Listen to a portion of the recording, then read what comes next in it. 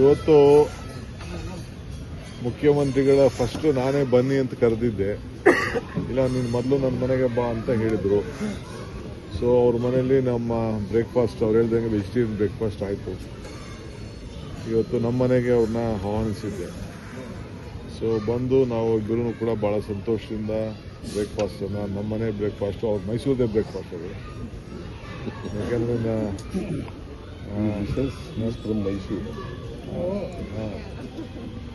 Mysuru taste. So ಅವ್ರದ್ದೇ breakfast ಅದು. So ಎಲ್ಲ ಬ್ರೇಕ್ಫಾಸ್ಟ್ ಎಲ್ಲ ಮಾಡಿದ್ದೀವಿ. ಮಾಡಿದ್ಮೇಲೆ ರಾಜಕೀಯವಾಗೂ ಕೂಡ ಚರ್ಚೆ ಮಾಡಿದ್ದೀವಿ. ನಮಗೆ 4 MLC ಸೀಟ್ ಅನೌನ್ಸ್ಮೆಂಟ್ ಮಾಡಬೇಕಾಯ್ತು. ಸೊ ಸುರ್ಜಿವಾಲ ತಾವು ನಾವಿಬ್ಬರು ಸೇರಿ ಮಾತಾಡಿದ್ದೀವಿ. 1 ಸೀಟ್ ಬಗ್ಗೆ ಸ್ವಲ್ಪ ಅವ್ರದ್ದೇನೋ ಇತ್ತು, ಕೆಲವು ಲೀಡರ್ಸ್ಗಳು ಮಾತಾಡ್ತೀವಿ ಅಂತ ಹೇಳ್ತಾ ಇದಕ್ಕೆ ಅನೌನ್ಸ್ ಮಾಡಬೇಕಾಯ್ತು. ಪ್ಯಾನಲ್ನ ನಾವಿಬ್ಬರು ಮಾತಾಡ್ಬಿಟ್ಟು ನಮ್ಮ ಲಿಸ್ಟ್ನ ಕಳಿಸ್ಬಿಟ್ಟಿದ್ದೀವಿ. ಆ ವಿಚಾರ ಕೂಡ ಚರ್ಚೆ ಮಾಡಿದ್ದೀವಿ. ಪಕ್ಷದ ವಿಚಾರ ಕೂಡ ನಾವು ಚರ್ಚೆ ಮಾಡಿದ್ದೀವಿ. ಸರ್ಕಾರದ ವಿಚಾರ ಕೂಡ ಚರ್ಚೆ ಮಾಡಿದ್ದೀವಿ. ಸೊ ಅಸೆಂಬ್ಲಿ ವಿಚಾರ ಕೂಡ ಚರ್ಚೆ ಮಾಡಿದ್ದೀವಿ. ಚರ್ಚೆ ಮಾಡಿ ನಾವು ಯಾವ ರೂಪರೇಷೆಗಳನ್ನು ತರಬೇಕು, ಶಾಸಕರಿಗೆ ಏನು ಸಂದೇಶ ಕೊಡಬೇಕು, ಯಾವ ರೀತಿ ಹೋರಾಟ ಮಾಡಬೇಕು, ಅವ್ರು ಏನೇನು ವಿಚಾರಗಳನ್ನು ತರ್ಬೋದು ಅನ್ನೋದು ಈಗಾಗಲೇ ಮುಖ್ಯಮಂತ್ರಿಗಳು ತಿಳಿಸಿದ್ದಾರೆ. ಅವರೇನೇ ತಂದರೂ ಕೂಡ ನಾವು ಎದುರಿಸ್ತೇವೆ. ನಮ್ಮದು ಒಂದೇ ಧ್ವನಿ, ಒಂದೇ ಆಚಾರ ವಿಚಾರ.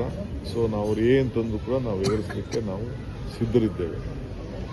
ಸೊ ನಮ್ಮೆಲ್ಲ ಶಾಸಕರು ಕೂಡ ಅಲ್ಲಿ ಒಳ್ಳೆ ಪಾರ್ಟಿಸಿಪೇಟ್ ಮಾಡೋಕ್ಕೆ ಒಂದು ಅವಕಾಶ ಇದೆ. ಈ ಮಧ್ಯದಲ್ಲಿ ನಾವು ಆಲ್ ಪಾರ್ಟಿ ಮೀಟಿಂಗ್ ಬಗ್ಗೆ ನಾನು ಚರ್ಚೆ ಮಾಡಿದೆ. 8ನೇ ತಾರೀಕು ಬಹುಶಃ ಹೋಗೋದು, ಡೆಲ್ಲಿಗೆ ಹೋಗ್ಬಿಟ್ಟು ವಾಪಸ್ ಬಂದ್ಬಿಡೋದು ಅನ್ನೋದಕ್ಕೆ ನಾವು ಲೆಕ್ಕಾಚಾರ ಇಟ್ಕೊಂಡಿದ್ದೆ. ಯಾಕೆಂದ್ರೆ ಅವ್ರಿಗೂ ಜವಾಬ್ದಾರಿಯನ್ನು ಕೊಡಬೇಕು. ಯಾಕೆಂದರೆ ಕಾವೇರಿದು ಜಜ್ಮೆಂಟು ಬಂದಿದೆ.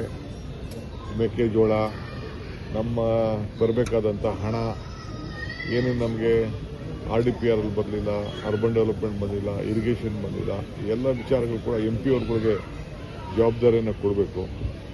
ಸೊ ನಮ್ಮ ಅಪೋಸಿಷನ್ ಲೀಡರ್ಸ್ನೂ ಕೂಡ ಕರ್ಕೊಂಡು ಹೋಗಬೇಕು ಅಂತ ನಾವು ತಿಳ್ಕೊಂಡು. ಯಾಕೆಂದರೆ 3 ಜನ ಇದ್ದಾರೆ, ಅಪ್ಪರ್ ಹೌಸು, ಲೋಯರ್ ಹೌಸು ಮತ್ತು JDS. ಅವನು ಕೂಡ ಕರ್ಕೊಂಡೋಗಿ ಒಟ್ಟಿಗೆ ಹೋಗಿ ಮೀಟಿಂಗ್ ಮುಗಿಸ್ಕೊಂಡು ವಾಪಸ್ ಬಂದ್ಬಿಡೋದು ಅನ್ನೋ ಕೂಡ ಯೋಚನೆ ಮಾಡಿದ್ದೀವಿ. ಸೊ ಇದು ಮುಂದಕ್ಕೆ ಇವತ್ತು we are taking it forward. Sir, ನಿಮ್ಮ ಪಕ್ಷದ ಶಾಸಕರು ಮತ್ತು ಸಚಿವರು ಈಗ ನೀವಿಬ್ಬರು ಹೊಂದಾಣಿಕೆ ಮಾಡ್ಕೊಂಡಿದ್ದೀರಿ. ಅವರು ಇದುವರೆಗೆ ಬೇರೆ ಬೇರೆ ಆಗಿದ್ರು, ಅವರು ಈಗ ಹೊಂದಾಣಿಕೆ ಆಗಿ ಹೋಗ್ತಾರ? ಬೇರೆ ಹೇಳಪ್ಪ, ಇಲ್ಲಿ ಯಾರು ಬೇರೆನೂ ಇರಲಿಲ್ಲ, ಏನಿಲ್ಲ. ನೀವು ಬೇರೆ ಮಾಡ್ತಾ ಇದ್ದೀರಾ. ಅಲ್ಲ ಸರ್, ಮಾತಾಡಿದ್ರಲ್ಲ ಸರ್ ಅವರವರೇ. ಅಭಿಪ್ರಾಯ ಹೇಳಿದ ತಕ್ಷಣ ಬೇರೆ ಬೇರೆ ಅಂತಲ್ಲ ಮಾಡಿದ್ರು, ಪ್ರತ್ಯೇಕ ಸಭೆ ಮಾಡಿ ಎಲ್ಲ ಮಾಡಿದ್ರು ಸರ್. ಭಿನ್ನಾಭಿಪ್ರಾಯ ಹೇಳಿದ್ರಲ್ಲ sir. All our MLAs are unitedly will face the opposition. Thank you. ಇಬ್ರು ಹೋಗ್ತೀರಾ ಸರ್? ಇಬ್ರು ಮುಖಾಮುಖಿಯಾಗಿ ಬಿಜೆಪಿ JDS ನಾಯಕರುಗಳು ಸದನದಲ್ಲಿ ನಿಮ್ಮ ವಿರುದ್ಧ ಪ್ರತಿಭಟನೆಗಳನ್ನು ಮಾಡ್ತಾರಂತೆ ಸರ್. ಅವ್ರು ಮಾಡಲಿ, ಏನು ವಿಚಾರ ಇದೆ? ಖಾಲಿ ಟ್ರಂಕ್.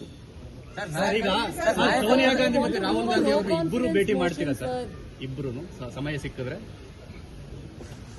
ಅವ್ರು ಕರಿಬೇಕು. ನಮ್ಮ ಯಾವಾಗಲೂ ಇರ್ತದೆ, ಕದನ ವಿರಾಮ ಏನಿಲ್ಲ. ಯಾವಾಗಲೂ differences. Myself and DK Shivakumar, we are united. We unitedly run the government. In the future also, we will run the government united.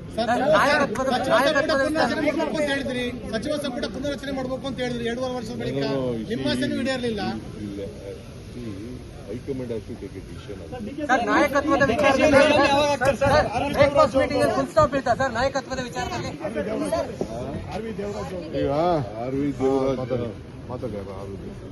ಈಗ ದೇವರಾಜ್ ಅವರು ಬಹಳ ವರ್ಷದಿಂದ ನಾವೆಲ್ಲ ಒಟ್ಟಿಗೆ ಪಕ್ಷದಲ್ಲಿ ಕೆಲಸ ಮಾಡಿದ್ದೀವಿ. ಸೇವಾದಳದ ಬೆಂಗಳೂರು ಅಧ್ಯಕ್ಷರಾಗಿ ಕೆಲಸವನ್ನು ಮಾಡಿದ್ರು. ಶಾಸಕರಾಗಿದ್ದರು 89ರಲ್ಲಿ. ಅದಾದಮೇಲೆ KSRTC ಚೇರ್ಮನ್ ಆಗಿದ್ದರು. ಅವರ ಸೀಟನ್ನು SM ಕೃಷ್ಣ ಅವ್ರಿಗೆ ಬಿಟ್ಕೊಟ್ಟಿದ್ರು. ಅದಾದಮೇಲೆ MLC ಕೂಡ ಆಗಿದ್ರು. ಬಹಳ 2 ಬಾರಿ ಅವರು ಚೇರ್ಮನ್ ಕೂಡ KSRTCಲಿ ಕೆಲಸವನ್ನು ಮಾಡಿದ್ದಾರೆ. ಪಕ್ಷದ ಒಬ್ಬ ನಿಷ್ಠಾವಂತ ಕಾರ್ಯಕರ್ತ. ಯಾವುದೇ ಕಾಂಗ್ರೆಸ್ ಪಕ್ಷದ ಕಾರ್ಯಕ್ರಮ ಇದ್ರೂ ಕೂಡ ಹೂವನ್ನು ಮಾರ್ಕೆಟಿಂದ ಕಳಿಸ್ಕೊಡ್ತಾ ಇದ್ರು. ಹೂ ಏನಿದ್ರು ಕೂಡ ಹೂವಿನ ಡೆಕೋರೇಷನ್ನು ಹೂವು ಏನೇನು ಬೇಕು ಎಲ್ಲ ಕೂಡ ಕಳಿಸ್ಕೊಡ್ತಾ ಇದ್ರು, ಅಷ್ಟು ನಿಷ್ಠೆ. ಸೊ ಮೊನ್ನೆ 3 ದಿನದಲ್ಲಿ ನಾನು ಬಂದು ಮನೆಯಲ್ಲಿ ಭೇಟಿ ಮಾಡಿ ನನಗೆ ಅವರ ಪ್ರೀತಿ ವಿಶ್ವಾಸ ವ್ಯಕ್ತಪಡಿಸಿದ್ರು. SM ಕೃಷ್ಣರವ್ರದ್ದು 3 ದಿನದ ಹಿಂದೆ ಅವ್ರದ್ದು ಆರಾಧನೆ ಕಾರ್ಯಕ್ರಮ ಇತ್ತು. ಅಲ್ಲಿಗೂ ಕೂಡ ತಿಂಡಿ ಏನೇನು ಅವರ ಆಸೆ ಇತ್ತು ಅದನ್ನೆಲ್ಲ ಎತ್ಕೊಂಡು ಅಲ್ಲೂ ಕೂಡ ಕೊಟ್ಟು ಅವ್ರ ಮನೆಗೂ ಕೂಡ ಹೋಗಿ ಬಂದಿದ್ರು. ಸೊ ಹಂಗೆ ಭಾಳ ಅಭಿಮಾನ, ಯಾಕೆಂದ್ರೆ ಅವ್ರ ಸೀಟನ್ನು ಅವ್ರು ಬಿಟ್ಕೊಟ್ಟಿದ್ರು. ಸೊ ಹಂಗೆ ಭಾಳ ಪ್ರಬುದ್ಧವಾದಂಥ ಒಬ್ಬ ನಾಯಕ, ಹಿಂದುಳಿದ ವರ್ಗದ ನಾಯಕ, ಎಲ್ಲ ಜನಾಂಗವನ್ನು ಒಟ್ಟಿಗೆ ತೆಗೆದುಕೊಂಡು ಹೋಗುವಂಥ ಕೆಲಸ ಮಾಡ್ತಾಯಿದ್ರು. ನಮಗೆ ಭಾಳ ಚಿಕ್ಕ ವಯಸ್ಸಿನಲ್ಲೇ ನಾವು ಕಳ್ಕೊಂಡಿದ್ದೀವಿ. ಮೊನ್ನೆ ಭಾಳ ಕಡಿಮೆ ಅಂತರದಿಂದ ಯಾರೋ ರೆಬೆಲ್ ನಿಂತು ಸೋಲ್ಬೇಕಾಯ್ತು. ನಾನು ಅವ್ರು ಖಂಡಿತ ಅವರು ಗೆದ್ದಿದ್ದು. ಸೊ ಭಗವಂತ ಅವ್ರ ಕುಟುಂಬದವ್ರಿಗೆ, ಅವರ ಅನ್ಯಾಯಕ್ಕೆ ಮತ್ತು ನಮ್ಮ ಪಕ್ಷದ ಅನೇಕ ಕಾರ್ಯಕರ್ತರು ಅವರ ನಾಯಕತ್ವವನ್ನು, ಅವರ ಸೇವೆಯನ್ನು ಕಳ್ಕೊಂಡಿದ್ದೀವಿ. ಸೊ ಅವ್ರ ಭಗವಂತ ಅವರ ಕುಟುಂಬಕ್ಕೆ, ಅವರ ಧರ್ಮಪತ್ನಿ ಕೂಡ ಒಳ್ಳೆಯ ಸಮಾಜ ಸೇವಕಿ ಅವರು. ಅವ್ರ ಮಗ ಕೂಡ ಕಾರ್ಪೊರೇಟ್ರಾಗಿ ಒಳ್ಳೆ ಕೆಲಸ ಮಾಡ್ಕೊಂಡು ಬರ್ತಾ ಇದ್ದಾರೆ. ಸೊ ಮುಂದೆ ನೋಡೋಣ.